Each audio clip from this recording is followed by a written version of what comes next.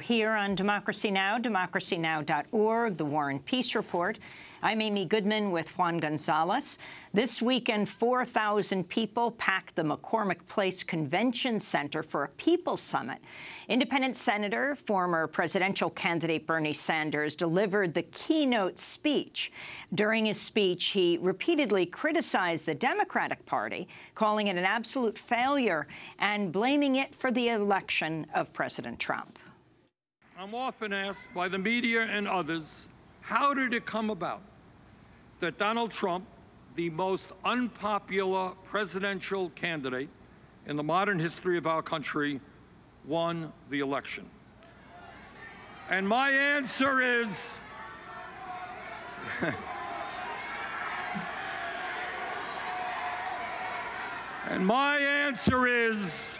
that Trump didn't win the election. The Democratic Party lost the election.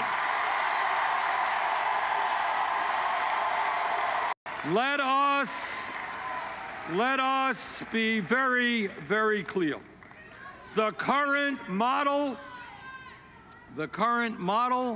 and the current strategy of the Democratic Party is an absolute failure.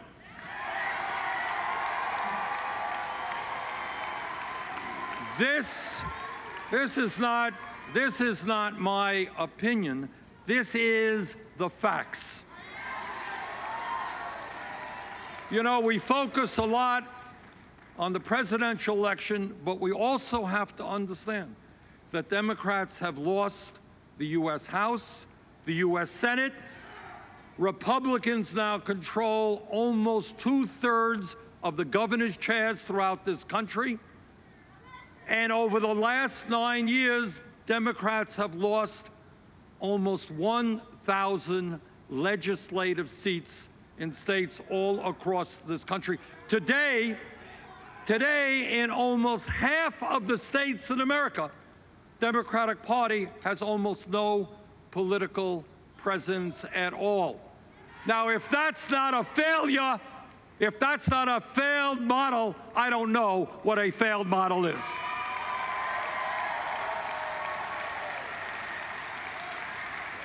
That's Bernie Sanders speaking on Saturday night at the People's Summit in Chicago at the McCormick Place Convention Center. It was an event that was organized by many different groups, primarily the Nurses United, nurses around the country. About 1,000 nurses were there. Naomi, we were both there. Can you talk about the significance of what Bernie Sanders said? Now, remember, he is in the Democratic leadership right now of the Senate. He's supposedly like the outreach person. He was brought into it. But he's got a fierce critique of the Democratic Party. Yeah. And I think he's been biting his tongue a little bit. I might speculate that he was inspired by what just happened in the UK with Jeremy Corbyn. We know he just came back from a trip to the UK. Because there is an interesting parallel in the sense that Jeremy Corbyn was elected by a grassroots insurgent youth-led movement. He was elected as leader originally, a youth-led movement called Momentum in the UK. Many, many young people who joined the Labour Party in order to support Jeremy Corbyn.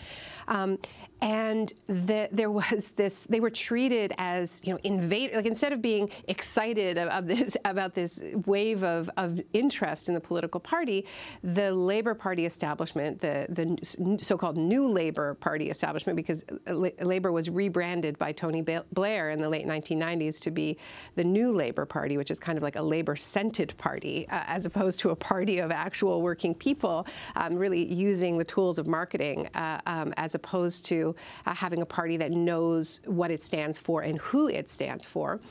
And so Jeremy Corbyn was elected, and there was just this campaign of sabotage. It was just the end of the world. He's unelectable. He was smeared. Then there was a coup to try to unseat him. He was sabotaged relentlessly by his MPs while he was leader, who were constantly leaking damning information, trying to make him look bad in the press, sabotaging him at every front, right? But the insurgency was ultimately successful in that this campaign was a tremendous upset. It was this election was a tremendous upset in the UK. Elizabeth May did not need to call the election. She said she wouldn't call the election. The only reason she called the election because she was so convinced that she was going to get an overwhelming majority, which was supposed to give her this mandate to get the best deal possible under Brexit as they negotiated with the EU. And there's this huge upset. And in fact, she loses all these seats. She loses her majority. Jeremy Corbyn wins about 30 seats. Let's go to Jeremy Corbyn in his own words. What's happened is people have said they've had quite enough of austerity politics. They've had quite enough of cuts in public expenditure, underfunding our health service, underfunding our schools and our education service, and not giving our young people the chance they deserve in our society. That was Jeremy Corbyn speaking. I wanted to ask you, No Is Not Enough, you also raised some criticisms of why Bernie Sanders was not more successful during the primary campaign. And you raised the issue that some people claim that Hillary Clinton rode identity politics as well as the machinations of the Democratic Party to be able to persevere against him, and that it was an issue of identity politics versus class politics. But you raised some criticism on that. I'm wondering if you could expand on that. Yeah, I mean, and I endorse Bernie and support him. I think he's a tremendously important voice, and I'm so grateful to him.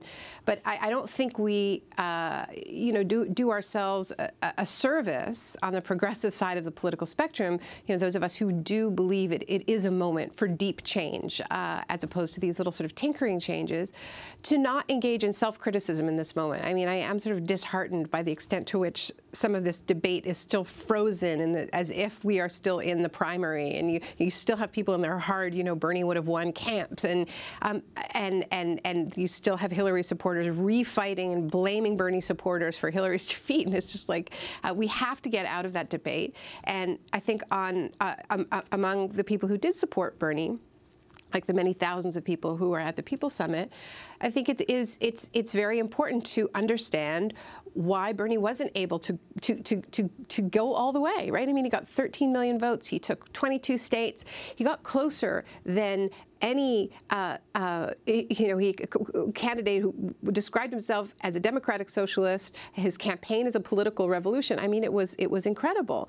But I don't think Bernie lost the primary because the Democratic base is too conservative for Bernie. I think he lost the primary because he was not able to connect with, to speak to enough Black and Latino voters who tend to be more progressive than the rest of the Democratic base, and also to older women who felt that their issues were too much of an add-on or sort of tacked on.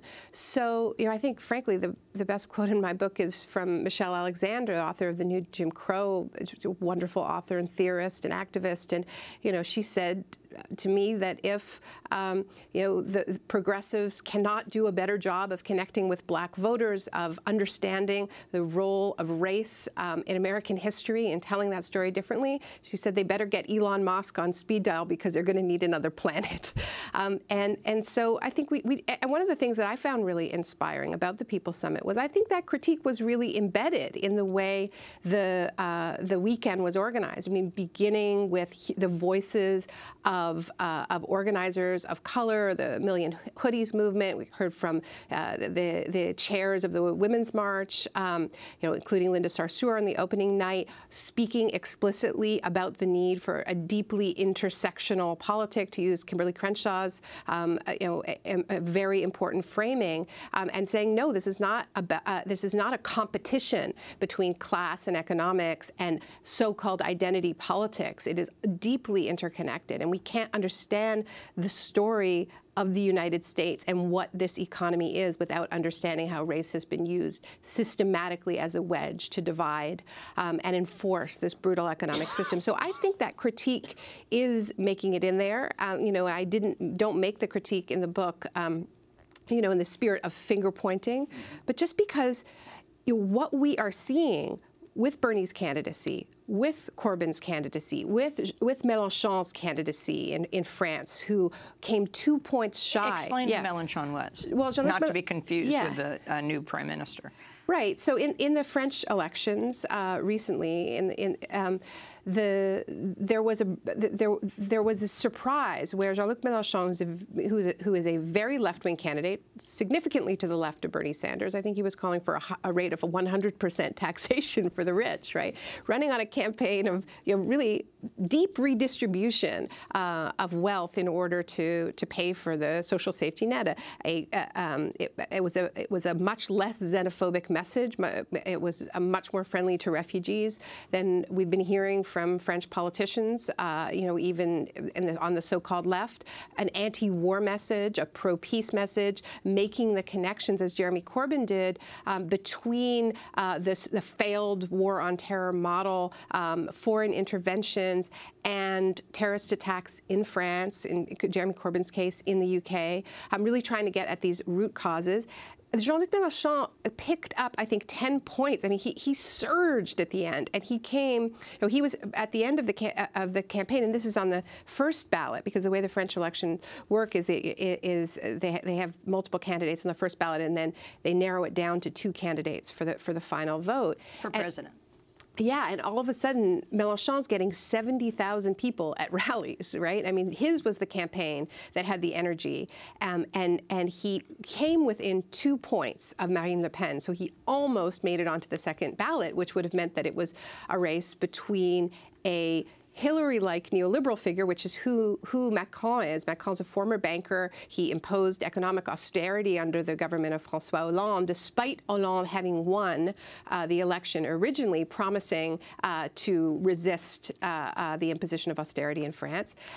So it would have been him versus Mélenchon, which would have been a very interesting race. As it turned out, it was Marine Le Pen versus Macron, and thankfully, France rejected fascism. But my concern is that after 4 years of the kind of privatizations, deregulation, austerity politics that I think Macron is almost certain to impose on France, I'm worried about that setting the stage for a surge for the Front National, which is, people have made these direct analogies between Trump and Marine Le Pen, and sort of holding up Macron as if, well, this proves that neoliberalism can beat a candidate like Trump. But Marine Le Pen is not Trump. The more accurate equivalent would be David Duke. I mean, this is a party with ties to Nazism historically, that aligned themselves with the Vichy regime. The fact that they got around 30% of the vote in France is absolutely shocking. It's nothing to feel complacent about.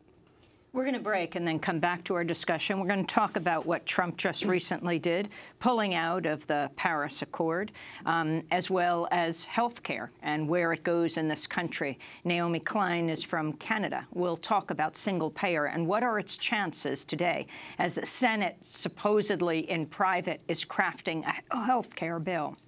We're talking to Naomi Klein. She has a new book out today. It's called No Is Not Enough, Resisting Trump's Shock Politics and Winning the World We Need. Stay with us.